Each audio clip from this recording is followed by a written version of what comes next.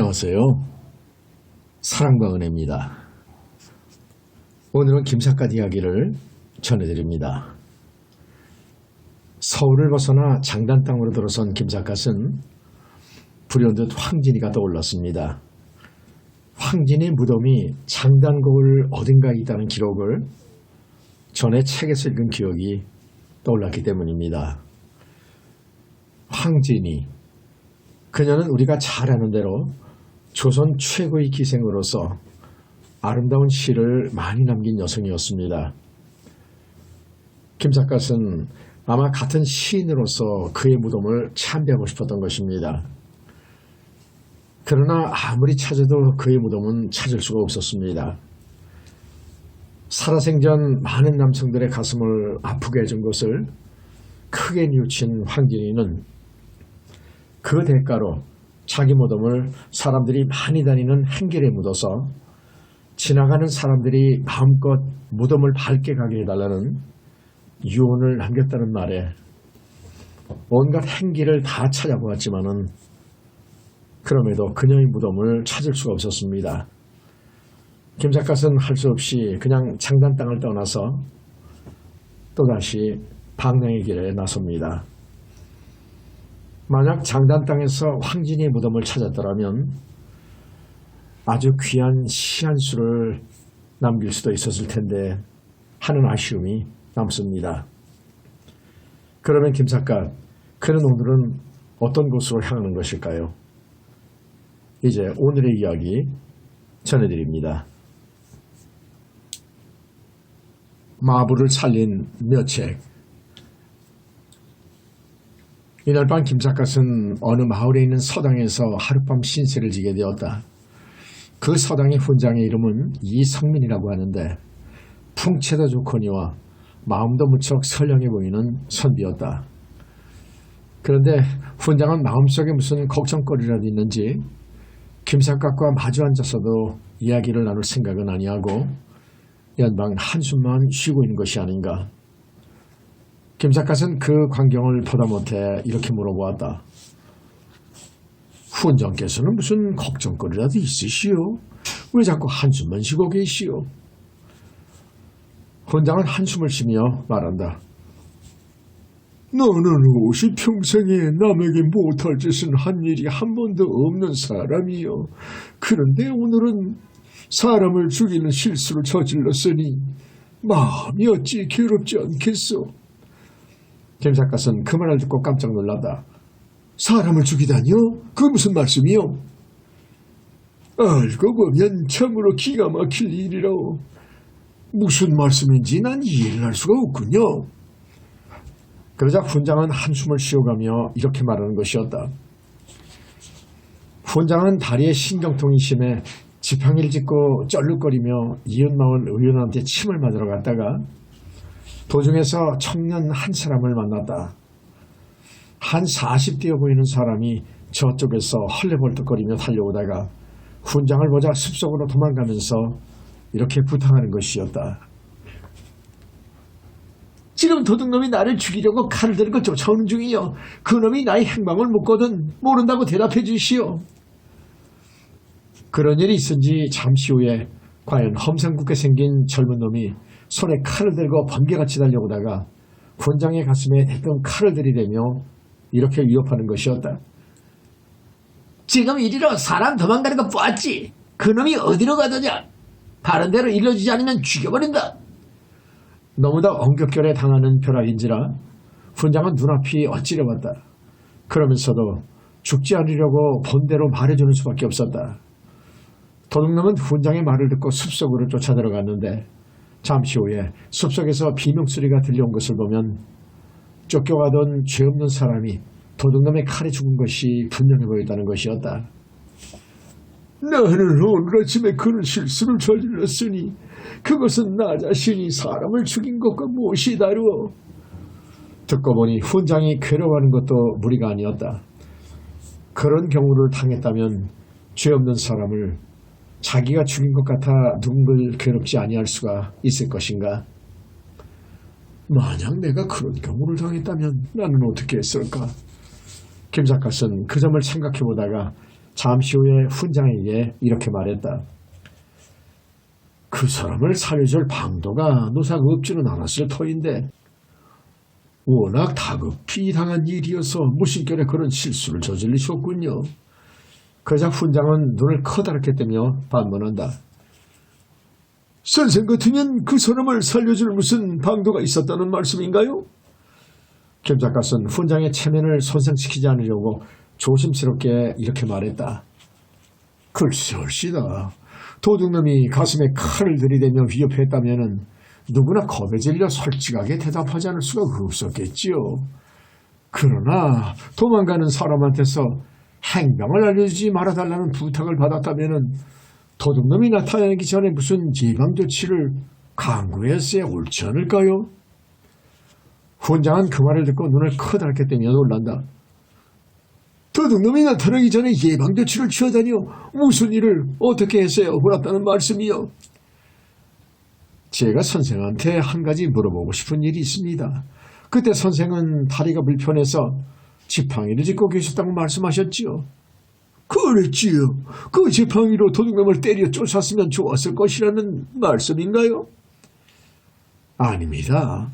손에 지팡이를 짚고 계셨다면 도둑놈이 나타나기 전에 선생은 눈을 감고 장님 행세를 하고 있었으면 화를 면할 수가 있지 않았을까요? 설마 도둑놈이 장님한테 도망가는 사람을 보았느냐고 물어보지는 않았을 것이니까요. 예, 장님 행세를 했으면 좋았을 것이라고요. 훈장은 김삿갓의 절묘한 계교를 하다 듣고 자기 가슴을 주먹으로 치면서 선생 말씀대로 그때 눈을 감고 장님 행세를 했더라면 그 사람을 살려줄 수 있었을 건데 내가 워낙 멍청해서 눈을 뻔히 뜨고 죄 없는 사람을 죽게 했으니 이런 기막힌 실수가 어디 있단 말이요.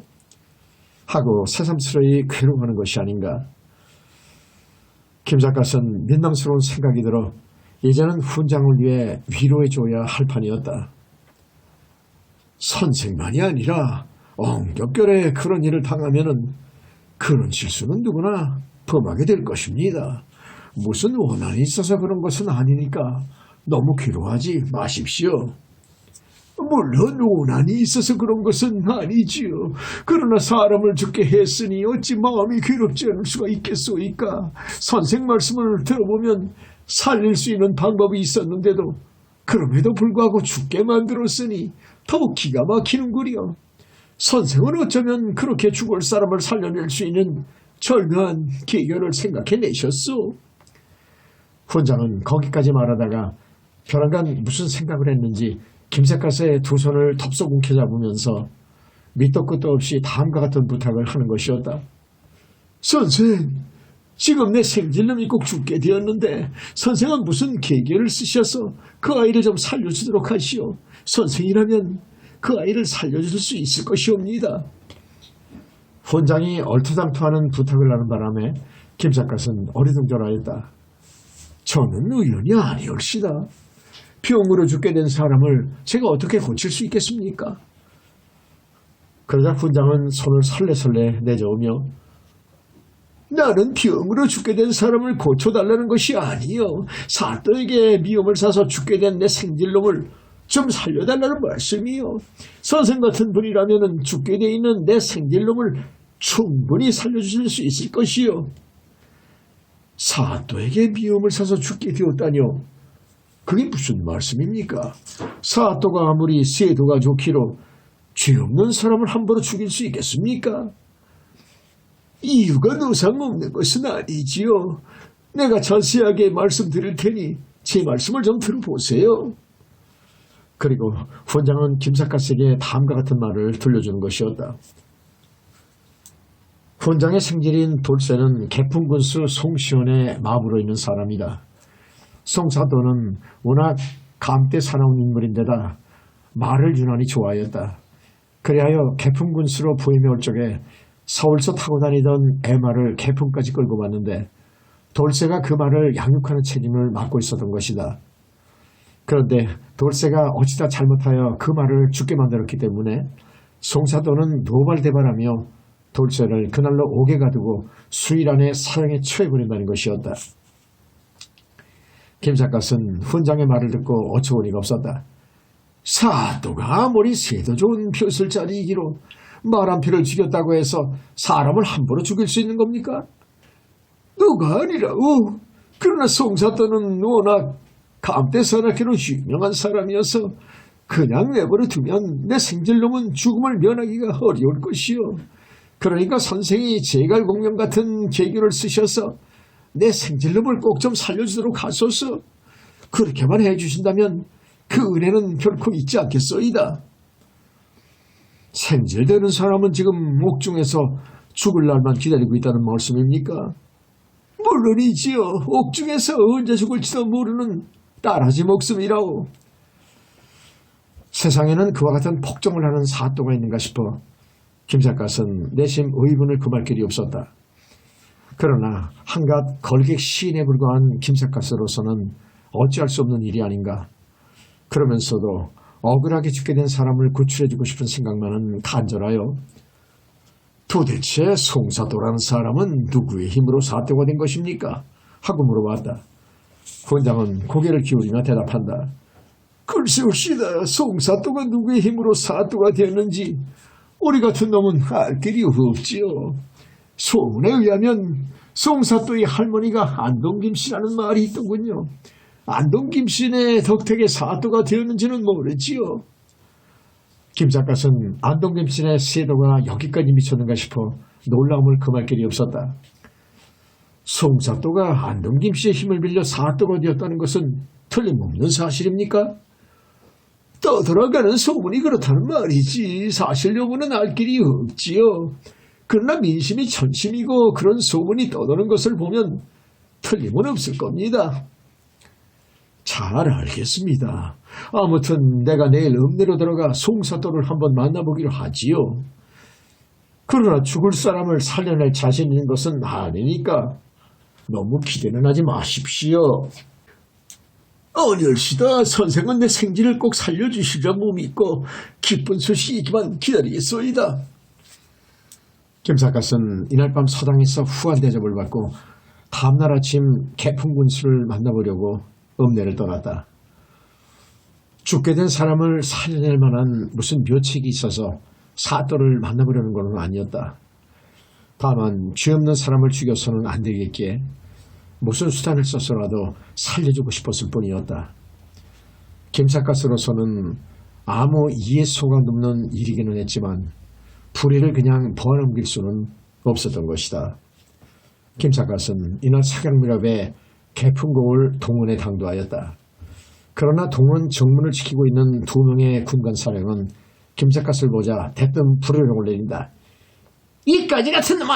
여기가 어디라고 함부로 접근해 오느냐? 당장 꺼져버리라! 김삿갓은 태연자약하게 버티고 서서 군관 사령에게 이렇게 말했다. 이 사람들아, 자네들은 내가 안동김씨라는 것을 모르는가? 사또한테 들어가 서울서 안동김씨라는 분이 찾아오셨다고 전하게. 그러면 사또는 나를 반갑게 맞아들일 걸세. 언젠가 한번 써먹은 수법을 또 한번 써본 것이었다. 군관 사령들은 안동김씨라는 말을 듣더니 저희끼리 얼굴을 마주보며 어쩔 줄을 모른다. 김삿갓은 이때라 싶어 군관 사령에게 호령하였다. 이 사람들아! 내 말을 사또에게 속히 전달하지 않고 무엇을 꾸물거리고 있는가? 사또를 직접 만나지 않고서는 아무 일도 안 되겠기에 김삿갓은 본인은 아니면서도 엄포를 놓았다. 높은 양반을 모시는 아랫사람들은 약자에게는 강해도 강자에게는 약한 법이다. 김삿갓이 호령을 하자 군관 사령들은 금시로 목이 움츠러져 버린다. 네, 알겠습니다. 안동김씨라는 어른이 서울서 내려오셨다고 사또 전에 곧 여쭙고 오겠습니다. 대문 앞에 잠시 기다리고 있노라니까 안동김씨가 찾아왔다는 말을 들은 탓인지 사또가 몸소 달려나오다가 김삿갓의 초라한 행색을 보고 크게 실망하는 빛을 보였다. 어디서 온 사람인가? 사람을 아주 우습게 보는 기색이었다. 김삿갓은 이래서는 안 되겠다 싶어서 본의 아니게 또다시 큰 소리를 쳐보이는 수밖에 없었다. 나는 하옥대감의 밀명을 받들고 관서지방으로 민정시찰을 가는 사람이요. 이름은 병자 돌림을 쓰오. 하옥대감이란 안동김 씨의 총수인 김자군의 속칭이었다. 사또는 하옥대감이라는 말을 듣고 경풍을 할 듯이 놀라더니 김삿갓에게 대뜸 머리를 정중하게 숙이려 보이면서 이렇게 말하는 것이었다. 귀하신 몸으로 이렇듯 어려운 걸음을 해주셔서 저희가 올로서는 다시 없는 영광이옵니다. 어서 들어가십시다. 송사또는 김삿갓을 객사로 모시고 들어오더니 육방 관속들을 모조리 불러다가 인사를 시키려고 하였다. 그러나 김삿갓은 고개를 좌우로 흔들었다. 이미 말한 바와 같이 나는 하옥대감의 특명으로 비밀리에 민정시찰을 다니고 있는 몸이요. 그러므로 나의 정체를 누구에게도 알려서는 안 돼요. 암행어사라는 말만 쓰지 않았을 뿐이지 은연중에 그런 암시를 해보였던 것이다. 그 소리에 송사또는 더욱 몸둘 바를 몰라 하였다. 무슨 말씀인지 알아듣겠습니다. 그러면 육방관속들은 일체 접근하지 못하도록 하겠습니다. 이날 저녁 사또의 대접은 융숭하기 이를 데 없었다. 그는 김삿갓에게 술을 대접하면서 저희 조원님과 하옥대감은 팔촌남매간이옵니다. 제가 개풍목으로 오게 된 것은 하옥대감의 덕택입지요. 하고 묻지도 않은 말까지 실토하였다. 백성들 간에 떠도는 소문은 역시 헛소문이 아니었던 것이다. 김삿갓은 술이 거나하게 취해오자 이렇게 물어보았다. 내가 어제 개풍고물을 여기저기 떠돌아다니러 하니까 사또의 마부가 말을 죽인 죄로 머지않아 사형을 당하게 되었다는 소문이 떠돌고 있더군요. 그 소문은 사실인가요? 이제부터 돌쇠라는 마부를 살려주기 위한 전주곡이었으면 말할 것도 없었다. 송사또는 김삿갓에게 차마 거짓말을 할 수가 없어서 머리를 굽실거리며 대답한다. 제 수하에 돌쇠라는 버그놈이 있는데 그놈은 성질이 매우 포악한 놈이옵니다. 그놈이 이번에 제가 사랑하는 말을 고의로 죽여 없앴기에 먼 백성에게 사또의 권위를 보여주려고 지금 하옥을 시켜놓고 있는 중이옵니다. 김삿갓은 그 말을 듣고 고개를 끄덕이며 사또가 사랑하는 말을 고의로 죽였다고요? 그런 괘씸한 놈이 어디 있단 말이오? 하고 매우 분개하는 빛을 보였다. 사또가 다시 말한다. 사실 괘씸하기 짝이 없는 놈이옵니다. 인명이 아까운 점으로 보아서는 그냥 살려두고 싶으나 일벌백계를 위해 사형에 처할 생각이옵니다.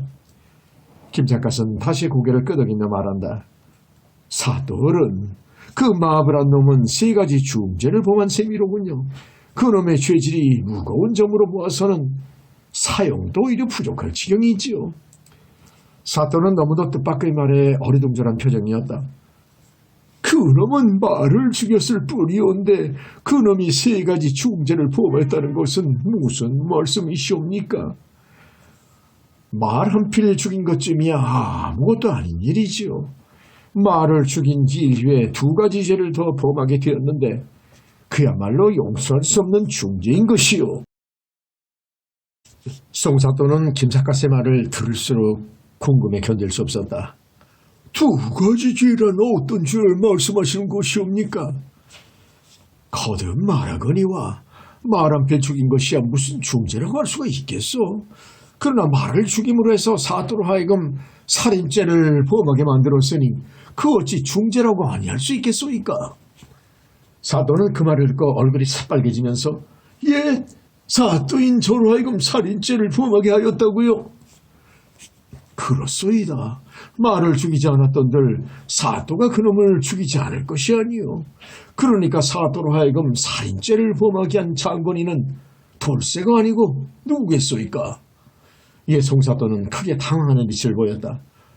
귀하신 어른의 말씀은 지당하신 말씀이옵니다. 저는 미처 거기까지는 생각을 못했습니다. 사또께서 거기까지 생각해보지 않으셨다면 그 사건을 너무도 소홀하게 다룬 감이 없지 않구려. 게다가 그 마블한 놈이 사형을 당하면 사또에게 또 하나의 중죄를 범하게 되는 것이요. 도대체 그것은 또 무슨 뜻이옵니까? 사또의 안색은 시시각각으로 창백해오고 있었다.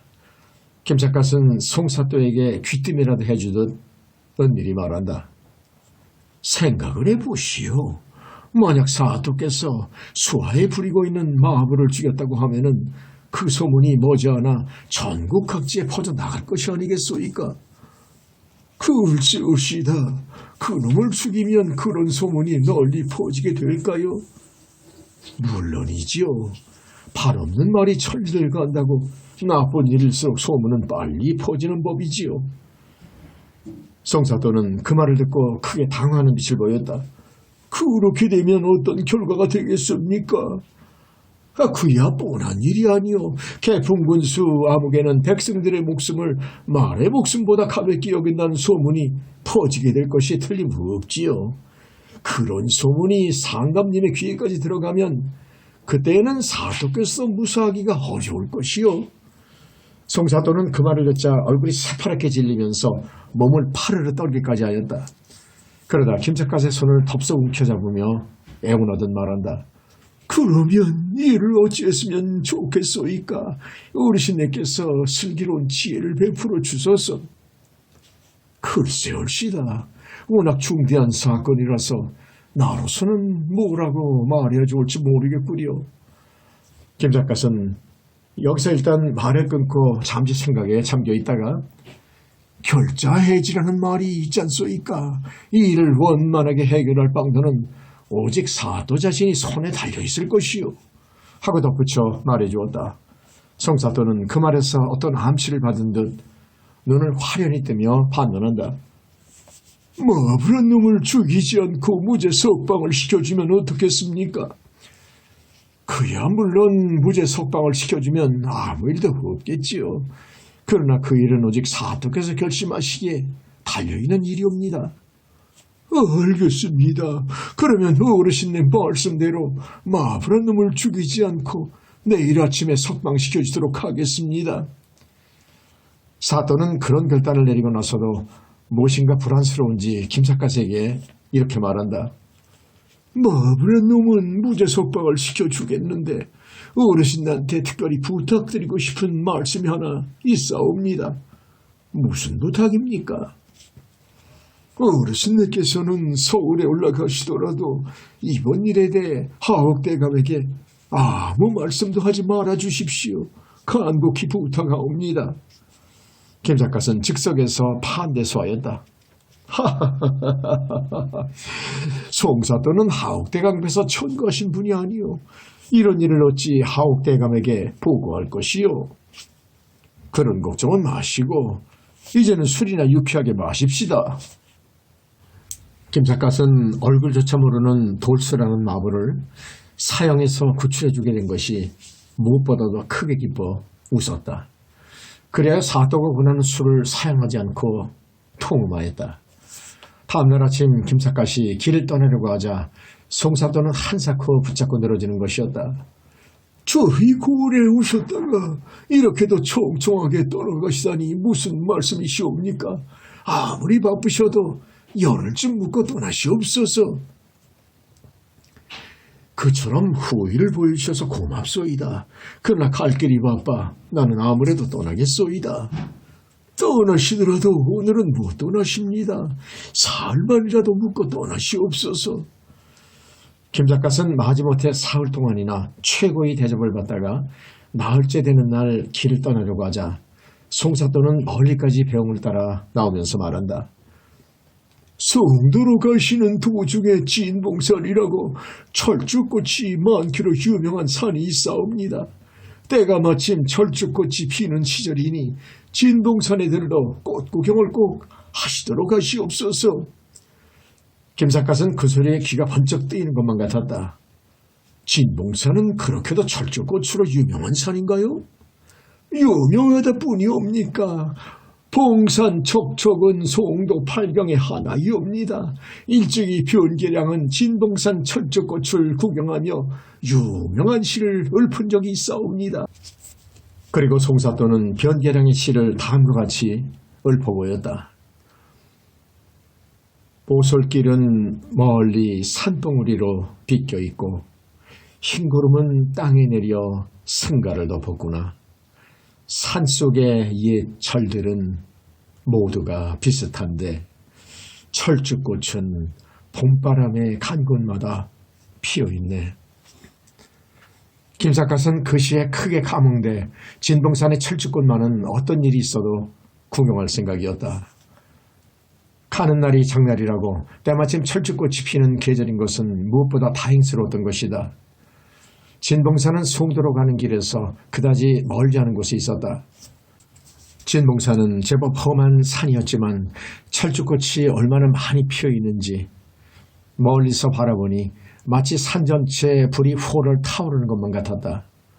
가까이 볼수록 더욱 놀라웠다. 철쭉꽃은 진달래꽃과 비슷하면서도 진달래꽃과는 취향이 크게 달랐다.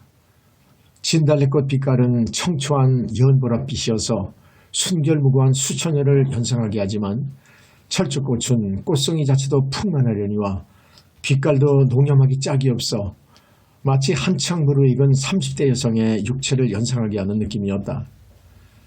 여자는 역시 39개를 넘어야만 여자 못이 나듯 철쭉꽃은 농염한 맛이 별미로구나.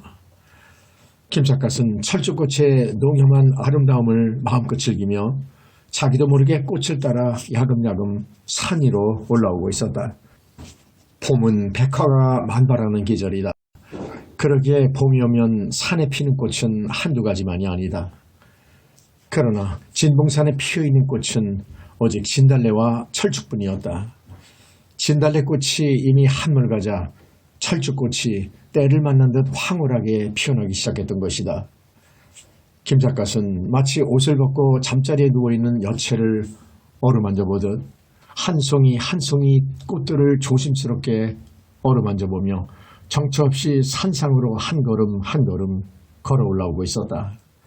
그러다가 문득 그 옛날 어떤 여인이 진달래꽃을 보고 읊었다는 앵두교나라는 시를 연상하였다.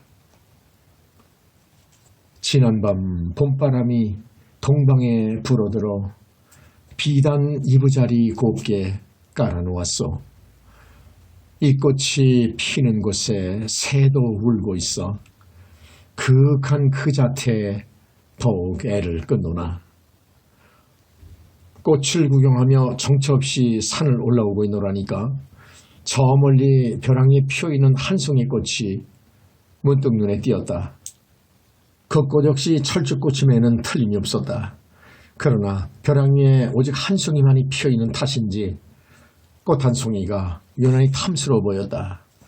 김삿갓은 그 꽃을 멀리서 그윽히 바라보다가 자기도 모르게 삼국유사에 나오는 수로부인의 설화가 연상되었다. 그 옛날 신라 성동왕 때 일이다.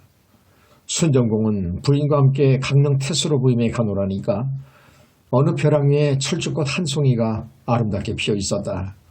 수로부인은 그 꽃의 아름다움에 현혹돼 벼랑 위에 피어있는 저 꽃을 누가 나에게 꺾어다 줄 수 없겠느냐 하고 종자들에게 말했다. 그러나 아무리 상전마마의 분부이기로 천인절벽 위에 피어있는 그 꽃을 무슨 재주로 꺾고 올 수 있을 것인가. 그래야 종자들은 아무 말도 못하고 서로 얼굴만 마주보고 있노라니까 때마침 암소를 타고 그 옆을 지나가던 어떤 철로가 수로부인의 말을 듣고 저줏빛 바위에 피어있는 저 꽃 부끄러이 여기지 않으시오거든 내가 저 꽃을 꺾고다 바치오리다 하는 헌화가를 부르며 그 철로는 벼랑에 피어있는 철쭉꽃을 수로부인에게 꺾어다 바쳤다는 것이다. 그것은 삼국유사에 나오는 거룩한 사랑의 설화였었다. 지금 김삿갓에게는 꽃을 꺾어다 바칠 여인이 있는 것은 아니었다. 그러나 벼랑 위에 피어있는 꽃이 하도 탐스러워 그냥 내버려두기는 너무도 아쉬웠다. 그리하여 벼랑 끝까지 걸어나와 꽃을 꺾으려고 몸을 앞으로 구부리다가 아차 하는 순간 벼랑 아래로 곤드라 떨어지고 말았다.